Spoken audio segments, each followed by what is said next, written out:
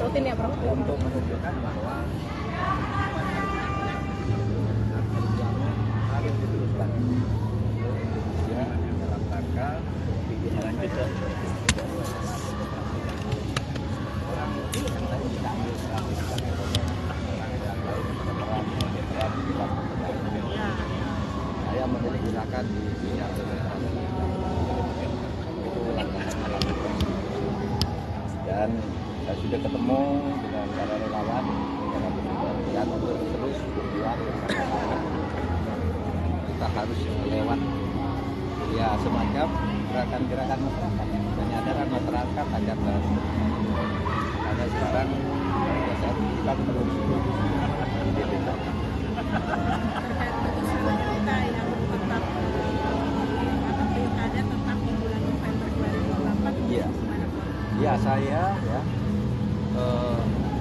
sangat salut dan terkejut karena putusan MK nomor 12 tahun 2024 ini tidak menjadi diskusi tiba-tiba keluar dan putusannya sangat bagus untuk menghentikan dugaan langkah-langkah Pak Jokowi untuk mengendalikan pilkada tahun 2024. Jadwal pilkada itu kan tepatnya 27 November menurut undang-undang 27 November tahun 2024. Tapi Pak Jokowi mengajukan rancangan undang-undang agar dimajukan sistem dengan alasan agar lebih mudah. Karena kalau pemerintah baru nggak bisa mengendalikan hal itu kan bisa aja waktu birokrasi pemerintah yang tetap tapi kan hanya menteri sama sehingga masyarakat lalu menduga usul pengajuan rancangan undang-undang pemilihan pilkada itu menjadi bulan September itu hanya untuk memberi waktu, memberi peluang kepada Pak Jokowi atau Pak Jokowi ingin mengambil peluang agar dia bisa mengatur pilkada di seluruh Indonesia.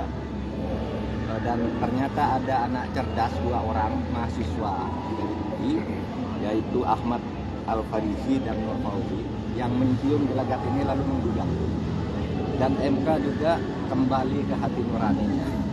Dia memutus bahwa pilkada harus tetap sesuai dengan jadwal yaitu tanggal 27 November. Kalau mau diajukan ya tetap di bulan November 2024. Dengan demikian yang mengendalikan ini sudah pemerintah baru. Entah siapa pemerintah baru itu bisa Pak Prabowo, bisa Anies, bisa Ganjar. Tergantung putusan MK. Oleh sebab itu saya salut satu kepada Ahmad Al-Farizi dan Nur Fauzi, mahasiswa yang sangat cerdas dan punya pandangan jauh agar demokrasi ini tidak diolah-olah kembali. Kemudian saya salut kepada MK. Sekarang belum mulai kembali ke hati nuraninya.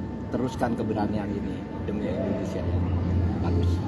Oke? Juga yang soal ambang batas parlemen itu kan dihapus tapi baru berlaku di 2029. Ini bagus juga nggak Prof? Bagus, memang harus begitu. Berlakunya itu harus di dalam tradisi hukum di seluruh dunia. Kalau ada perubahan aturan yang memberatkan atau menguntungkan seseorang harus pada periode berikut.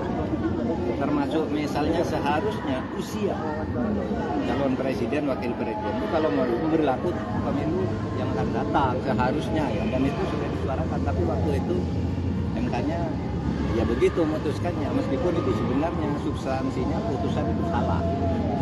Salahnya apa? Karena yang menyetujui kepala daerah menjadi calon presiden meskipun umur di bawah 40 tahun itu hanya 3 hakim.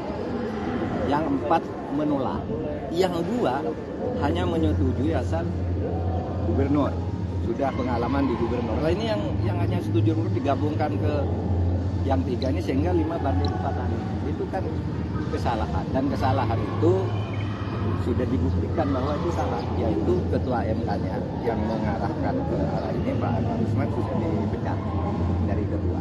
Itu karena bukti salah, dan itu nanti bisa menjadi bukti juga dalam gugatan Mahkamah Konstitusi. Prof, dalam putusan itu disebut kalau misalnya ambang batas itu udah harus diberlakukan sebelum pemilu 2029, artinya bisa berlaku pemilu sekarang atau bagaimana? Enggak, sebelum pemilu 2029, ya artinya nanti pemilu 2009 itu diubah dulu kan undang-undang, bunyinya kan mengubah undang-undang dulu, ya kan? Diubah dulu nanti berapa kan itu belum tentu berarti nol juga, ya. Tapi dia menghapus, lalu apa syaratnya? Kan mesti ada syarat-syarat lain, tidak sembarang partai baru lalu bisa masuk ke parlemen misalnya, atau masuk ke parlemen yang sudah masuk ke parlemen kalau belum sekian tahun tidak boleh ikut dalam mencalonkan calon presiden dan itu nanti harus diatur, tidak bisa berlaku sekarang, sudah pasti tidak bisa berlaku sekarang. Kan disebut juga berlaku sebelum 2029, tapi yang 2024 berlaku yang lama. Jadi jangan bermimpi lah sudah dapat 1%, 2% itu lalu bisa masuk sekarang. Prof, kemarin Bariskim menetapkan 7 tersangka PPLN di pemilu Kuala Lumpur, itu tanggapannya bagaimana, Prof? Ya biar diproses saja secara hukum. Prof, kalau dari program makan gratis ini kan udah disimulasikan. Nah, ini tanggapan TPN mempertanyakan etika. Kalau dari Prof program makan siang gratis kan sudah disimulasikan. TPN bilangnya ini mempertanyakan etikanya. Kalau tanggapan dari Prof maksud gini? Ya kan saya sudah bilang waktu di peluncuran bukunya Budiman itu seharusnya itu tidak dibicarakan sekarang, menunggu nanti presiden baru misalnya Pak Ganjar yang dilantik atau Pak Anies atau Pak Prabowo gitu, menunggu itu, artinya menunggu sesudah 20 Oktober agar lebih etis itu kan akan itu. Ya jadi sekarang ini bicaranya udah beda-beda, presidennya bilang nggak bicarakan itu, menterinya bilang iya, macam-macam sudah, karena ini udah mulai nggak terkoordinasi lagi sudah.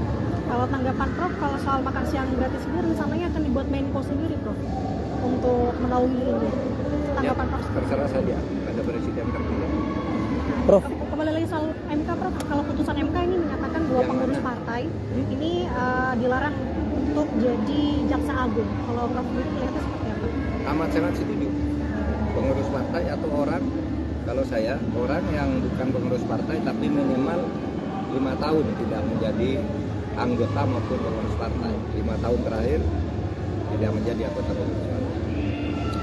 Prof, sebagai Batas parlemen ini secara hukum tata negara bagusnya gimana ya, kan konsepnya banyak suara yang hangus gitu kalau hambatannya terlalu tinggi. Kalau saya sendiri pribadi, tapi itu MK punya pertimbangan lain. Saya sendiri pribadi harus ada parliamentary threshold itu. Kan sejak reformasi dulu 2%, ya kan pertama berlaku. Lalu partai yang tidak 2% tidak boleh ikut pemilu, hanya ganti nama berikutnya Partai Bulan Bintang menjadi Bintang Bulan. Lain orangnya tetap. Lalu kita atur, itu ada putusan MK, oke, 4, tetapi untuk daerah boleh, gitu kan, 4 untuk parlemen pusat, untuk daerah berapapun kursinya dapat apa ya kan. Nah sekarang mau dihapus semua, saya belum baca di sini, tapi itu berbeda dengan kerangka dasar yang dibangun awal reformasi. Tidak apa-apa, kita kalau saya sih ikut diskusi ini sejak sebelum reformasi tentang ambang batas atau parliamentary threshold. Prof, kabarnya Angket ini yang belum juga bergulir di parlemen. Ini Sementara penting nih. masyarakat sipil sudah menantikan, publik juga sudah menantikan, serius atau lebih prank lagi gitu, Prof? Saudara, masyarakat banyak bertanya, ini masalah hak angket, masalah gugatan ke MK kok tidak jalan. Lah itu ada jadwalnya. Gugatan ke MK itu baru bisa dimulai nanti tanggal 24 Maret. Kalau jadwal putusan KPU itu 20 Maret, kan berarti 3 hari sesudah itu. Masa ngajukan sekarang? Nggak bisa. Kalau kami udah siap, TPN kami, tim hukum kami 3 udah siap, udah lengkap. Sekarang MK buka, kita langsung daftar. Jadi jangan dibilang loh kok diem aja. Nggak diem, memang nunggu putusan resmi KPU. Keputusannya siapa yang angkanya terbanyak. Nah baru sudah itu 3 hari sudah itu baru sidang. Jadi jangan dibilang diem, kami bergerak terus. Sama dengan angket. Kok angket itu cuma gerak-gerak? Lu nunggu sidang DPR dong. Enggak, sidang DPR angket bisa diserahkan ke mana? Ke rumahmu memangnya. Ya kan? Diserahkan DPR sidang, sampaikan secara resmi. Jadi jalur hukum jalan firm. Kami yakin punya bukti-bukti yang kuat. Angket itu sudah digarap oleh Pak. Saya bukan orang partai, saya tidak ikut dalam angket. Tetapi saya pastikan angket itu jalan. Karena saya tidak ikut, tetapi juga ikut memberikan saran tentang substansinya. Gitu. Saya bukan orang partai, tidak ikut. Saya ikut tanda tangan, baik sebagai orang partai maupun partai. Tapi jalan, nunggu sidang. Jangan masyarakat disesatkan, wah itu gertakan aja, tidak diajukan. Oh, tidak ada sidang, diajukan kemana? Kan ada sidang dulu. Kalau KPU, kalau gugatan ke MK ya harus ada keputusan KPU dulu, dan itu tanggal 20, kan gitu aja ceritanya. Jadi nggak digembosin tengah jalan ya Prof, karena kan harus ada. Nah, ini bukan gembos, ini makin keras pompanya, makin keras, tidak akan gembos. Prof, infonya kemarin sempat ketemu pengacara. Lanjut lagi. Dia ketemu pengacara tim paslon 01. Oh iya. Foto ya, Prof.